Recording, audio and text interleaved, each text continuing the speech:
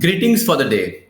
If you are wondering that these examinations for grade 1 to 5 is never ending, probably you are right somewhere because the evaluation system that we said in our orientation also, the system that we are following is continuous and comprehensive evaluation, which means that the evaluation will happen throughout the year.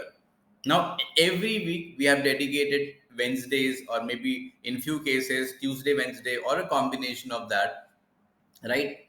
The idea is not to have the students or give all the exams in one go, right? And that is the reason why these continuous and comprehensive evaluation has been implemented by the government in the CCE or the RTE Act.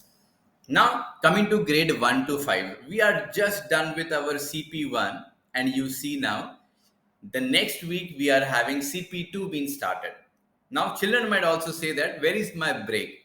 Now, actually, if you look at CP2, this is completely filled with break, or you can say activities. Now, CP2, our checkpoint 2 assessments will begin next week. And if you see all the languages that we have, English, Hindi, Marathi will be taken as LSR or LSRW, I should say, because for W, which is handwriting and the completion of the notebook, 5 marks have been allocated for that.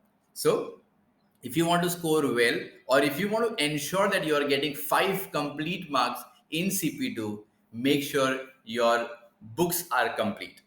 So grade 1 to 5, this is a trick or a tip for scoring good in your CP2 exam. Now coming to the next 15 marks that we have. So LSR is listening. So 5 marks for listening. So a teacher would be reading a passage. So it's kind of a comprehension, you see. The teacher will be reading a passage. There will be questions in a worksheet, and the students need to listen to the teacher, listen to the reading exercise, and write or respond to the questions given in the worksheet. So that is my listening. Then comes speaking. Now, if you have two poems, three poems, right? Now, it is not only nursery or junior KG or kindergarten we learn our poems. So, you might have to learn some poems and speak it out, or there could be a show and tell wherein you would be asked to speak on a given topic. So, that is about speaking skills. And lastly, the last 5 marks is for the reading. And now, reading, when we say, it is going to be throughout your week. So, it is not just Wednesdays now. Throughout the week, you will have the reading exercise taken by the respective subject teachers. So that completes my English, Hindi, and Marathi, or we say all the languages for CP2. Coming to mathematics now. Again, 5 marks for the book completion and 15 marks. It will be a combination of mental maths or an activity. So, what usually we do is when we say activities in maths, so we create stations. So, there is one counter wherein there are some objects. A child will be given a challenge wherein they have to solve it, move to the next station, and so on. So marks would be allocated for that. Also, mental maths. Let's say I ask you now 9 plus 13, how much is it?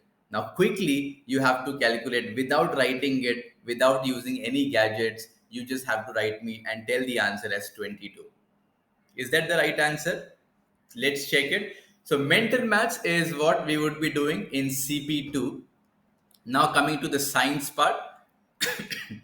Science would be again a combination of quiz and activity. If there is a STEM activity or if there is a quiz the teacher wishes to conduct, okay, so that would be the assessment on 15 marks completely based on quiz. Now you might ask, what is the portion? Now the portion is whatever chapters the teacher is teaching in the classroom, and also in CP1, the chapters which they have already learned. So we don't want parents to sit down, ask the children to memorize those things, but reading definitely helps it. So reading the chapter, understanding what's happening in the school, right? And this is going to help them to score really good marks in your science exam or science checkpoint CP2. Lastly, we'll talk about computers, but before that, social science is my CP2 activity based.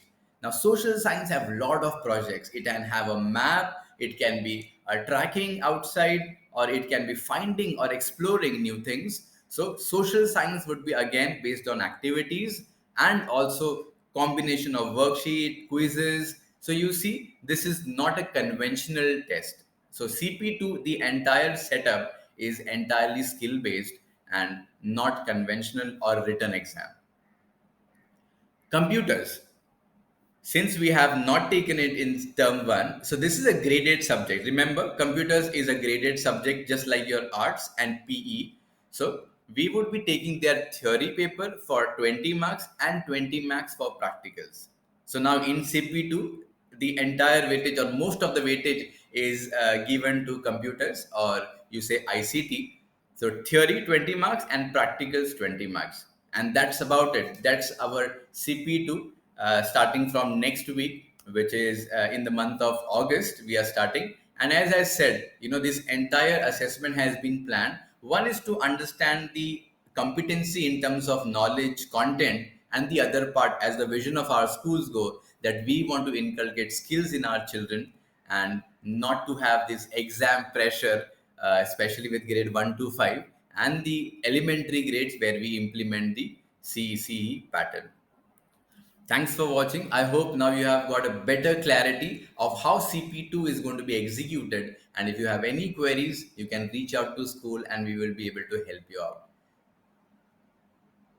So I'm signing off now. Take care.